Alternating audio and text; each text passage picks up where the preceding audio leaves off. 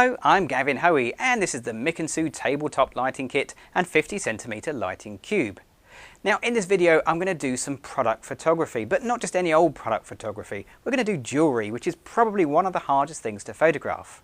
Now you can photograph your jewellery against any colour background you like. Black probably is the easiest to work with, but the most commonly asked question is, how do I photograph against a white background?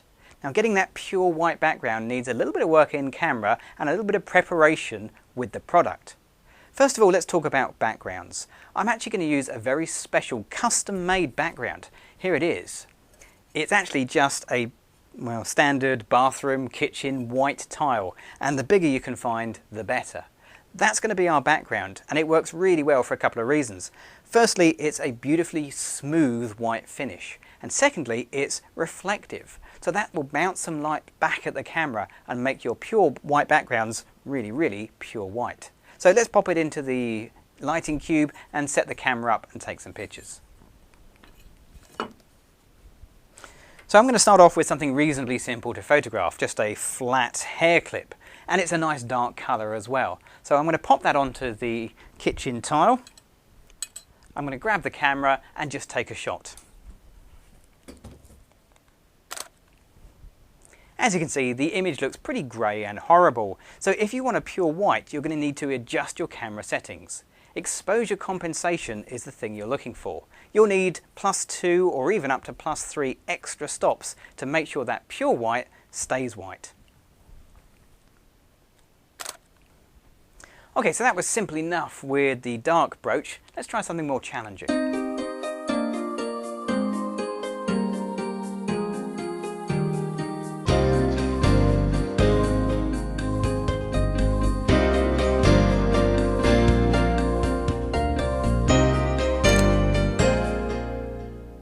So as you can see, changing the subject doesn't change the exposure, and we can get a great shot time after time after time, meaning you can work faster and have to do less Photoshop work. Well, that's brooches. What about necklaces? Well, you can't really photograph those flat from an angle because you'll get a horrible distortion.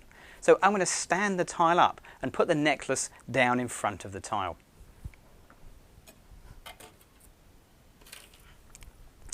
So once again, I'm going to start with a reasonably simple one to photograph. It's a dark coloured necklace. That should make life a lot simpler and make the photography a bit easier.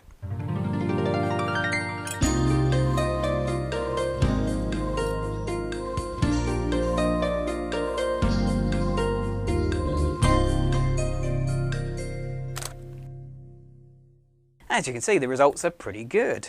But what if you want to do something a bit more challenging? What if you want to photograph something like a shiny silver pendant? That's going to be a lot harder because the reflections from this are going to cause more trouble. But if you've got everything set up correctly, it should just be a matter of popping this in and taking the same shot.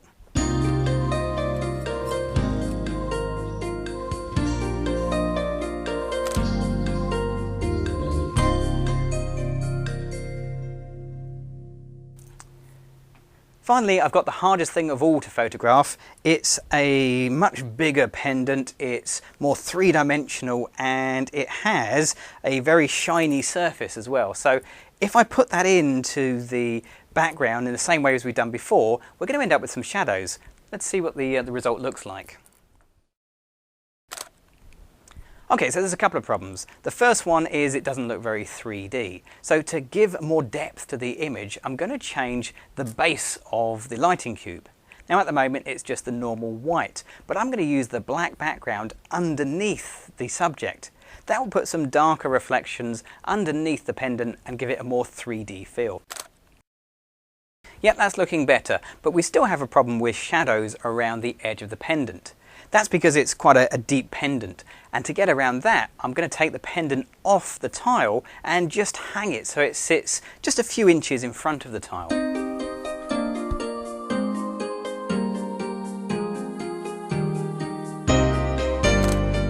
And as you can see, that solves the problem and gives some beautiful catalogue quality images. So there we are, that's how you can use the Mick & Sue tabletop lighting kit and lighting cube to get some amazing jewellery photography. To find out more information about the Mick & Sue range, have a look at the website at www.smick.co.uk. I'm Gavin Hoey, thanks for watching.